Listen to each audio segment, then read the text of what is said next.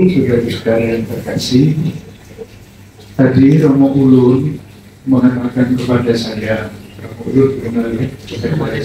Oh ya, itu Romo Ulun itu. Saya disuruh ngomong apa? Saya tanya beliau, dia bilang, diceritakan saja bahwa Arsenal baru menang 5-0.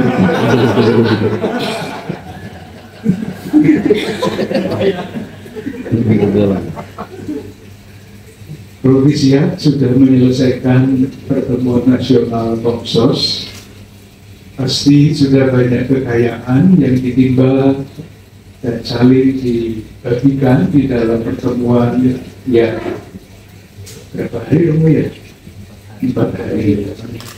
Pengalaman-pengalaman yang baik, praktek-praktek yang paling baik pasti sudah disampaikan di dalam diskusi-diskusi. Saya tidak tahu terus terang apa yang harus saya katakan. Tetapi kalau memperhatikan bahwa salah satu dokumen paling penting di dalam Konsili Vatikan kedua bukan hanya yang berlapis tetapi dan diri kita, saya kira kita semua tahu apa yang mesti dicari, jalan-jalan mana yang harus dibukakan untuk menjalankan pesan dari Konsili Vatikan kedua itu, dan tentu saja pesan-pesan yang setiap kali disampaikan pada hari komunikasi sedunia. Mungkin 1-2 hal yang ingin saya sampaikan. Yang pertama, tentu provisiat atas hasil-hasil yang sudah dicapai oleh Komsos Keuskupan dan tentu saja Komsos Konferensi Wali Gereja Indonesia. Kita semua tahu beberapa hal yang sekarang ini menjadi semacam pilihan. Tentu yang paling penting adalah mewartakan dan membuat gereja itu seperti istilah dari Sakti tahun sekian itu signifikan dan relevan. Dan di bawah judul itu sudah bisa digali berbagai macam hal yang bisa dijadikan semacam kurikulum. Apa artinya kalau gereja itu mesti menjadi semakin signifikan dan relevan bagi gereja sendiri, dan tentu saja khususnya bagi umat di keuskupan kita yang berbeda-beda, tetapi jangan lupa untuk seluruh Indonesia. Itu yang pertama. Jadi saya yakin kalau buah-buah dari pertemuan ini dijadikan kurikulum, juga sangat banyak poin-poin yang bisa dijadikan bahan pembelajaran. Yang kedua, salah satu yang mempersatukan komunitas-komunitas iman di negara kita adalah masalah-masalah kemanusiaan. Jadi misalnya di Keuskupan Agung Jakarta ini, tetapi di dalam keadaan negara kita seperti ini muncul komunitas-komunitas studi kelompok untuk secara kritis melihat apa yang sedang terjadi di negara kita ini. Tidak untuk apa-apa, tetapi memang mendidik yang namanya masyarakat sipil.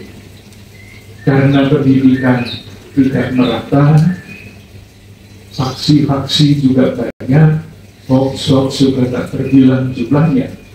Yang namanya studi objektif yang tidak terkoneksi oleh partai atau kekuasaan atau siapapun, itu menjadi sangat penting. Karena saya yakin, saya tidak setuju dengan saya tentu saja, akhirnya yang akan sangat menentukan masa depan Indonesia adalah tanggung jawab sebagai warga negara dengan masing-masing fungsi, tetapi yang terutama adalah pendidikan masyarakat sipil. Saya kira kalau mungkin di keuskupan kita yang berbeda-beda ini ada kelompok-kelompok studi seperti itu dan dengan tulus, jujur dalam rangka cinta Tuhan dan tanah air, menyuarakan di dalam berbagai macam media yang tersedia di dalam keuskupan itu. Jadi misalnya ada salah satu komunitas yang namanya Gerakan Nurani Bangsa. Jelaskan judulnya. Anggotanya para kini sepuh, senior seperti Ibu Sinta Wahid, lalu Ibu Nurholis Majid, lalu ada mantan-mantan pejabat di KPK, ada Abdi Kurai Shihab, ada Romo Mangis, ada banyak saudara-saudara kita baik Lisa Wahid dan teman-temannya yang sungguh-sungguh dengan tulus, sekali lagi dengan tulus, tidak ingin nyinyir, tidak ingin apa-apa, tetapi sungguh ingin menyumbangkan gagasan-gagasan di dalam rangka pendidikan masyarakat sipil. Saya yakin ini termasuk tanggung jawab kita bersama-sama, termasuk tentu saja di Komsos kali ini, bekerja sama dengan segala macam komisi yang ada di keuskupan, khususnya Kerawang, untuk membentuk, ikut mendidik, mengembangkan pendidikan masyarakat sipil. Saya yakin seperti itu.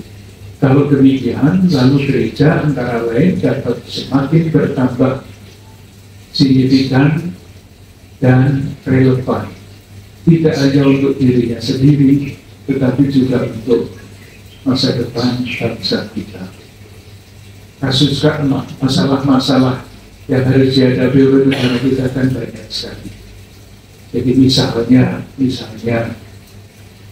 menjelang Hari Raya Kemerdekaan kemarin itu kan banyak artikel-artikel di koran-koran bukan cek televisi dan sebagainya, analisa mengenai kemiskinan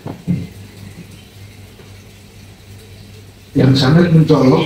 Pasti kita semua tahu angka kemiskinan menurut BPS dan menurut Bank Dunia. Menurut BPS, angka kemiskinan kita hanya 8,sekian persen, dan itu berarti 24 juta. Tidak sedikit itu, 24 juta orang miskin. Sementara menurut Bank Dunia, kemiskinan di Indonesia itu 63%, dan itu berarti 174 juta. Mengerikan. Sementara misalnya analisa sosial seperti itu ya, Bapak Presiden mengatakan bahwa angka kemiskinan turun 0,1, meskipun hanya 0,1. Tetapi kalau dianalisa kok bisa turun, itu bagaimana angka kemiskinan? Yang jelas, yang jelas daya beli masyarakat menurun, mal-mal kosong, anak-anak yang mencari beasiswa untuk sekolah semakin banyak. Ya karena salah satunya kita juga pasti tahu, kriteria untuk menentukan kemiskinan menurut BPS, angka kemiskinan itu atau yang di bawah angka ini baru disebut miskin. Angkanya pendapatan per bulan per kapita itu 609.000. Itu kalau dihitung per hari itu artinya 20.000 per kapita. 20.000 per hari itu untuk makan bisa berapa kali? Satu kali untuk membeli mie asid mie alit di sini. Tetapi itu angka kemiskinan menurut BPS. Jadi kalau setiap hari dapat 21.000 itu tidak miskin lagi. Mana untuk sekolah, mana untuk kesehatan, mana untuk anak kalau ada anaknya, ada istri dan sebagainya, untuk rumah. Di analisa kesadaran sosial seperti itu menurut saya ikut termasuk di dalam tanggung jawab komunikasi sosial komisi Komsos, entah di KWI, entah di keuskupan. Karena apa? Itu karena kalau saya berbicara dengan beberapa kelompok di sini yang sering dilupakan ialah gereja itu tidak hanya mempunyai ajaran iman, tetapi mempunyai ajaran sosial. Seorang teolog Jerman mengatakan ajaran sosial itu sangat bagus, tetapi tidak dijalankan. Komentarnya pedas sekali meskipun hanya satu kalimat. Tanggung jawab kita adalah menyebarkan kesadaran akan tanggung jawab sosial gereja, tanggung jawab untuk mencari jalan, mempelajari, mencari jalan, mewujudkan ajaran sosial gereja. Salah satunya adalah kemampuan untuk membaca dengan analisa sosial. Nah, kalau saya bercerita mengenai cerita-cerita kecil seperti itu dalam bentuk apapun, bentuk kisah, bentuk cerita, bentuk pengalaman, bentuk apapun, bagi saya ini adalah tugas yang sangat penting meskipun tidak mudah dijalankan. Nanti kalau saya terlalu banyak omong, berikut minggu